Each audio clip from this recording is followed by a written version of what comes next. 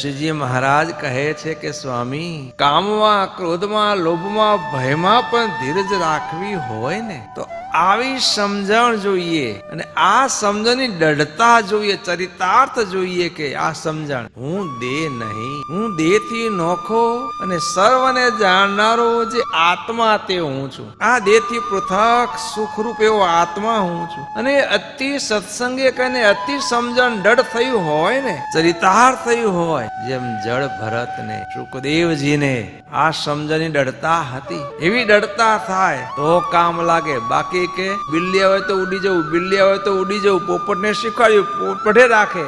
બિલ્લી આવે તો ઉડી જવું, બિલ્લી આવે તો ઉડી જવું, બિલ્લી આવીને ઝપાટ મારીને પીંખડા વીખી નાખ્યા તો બોલતો રહી ગયો. વાણીમાં નહીં, સમજણમાં અને વર્તનમાં આવી હોય તો કે ધીરજ ડગે નહીં, બાકી તો ભલ ભલાની ધીરજ ડગી જાય છે.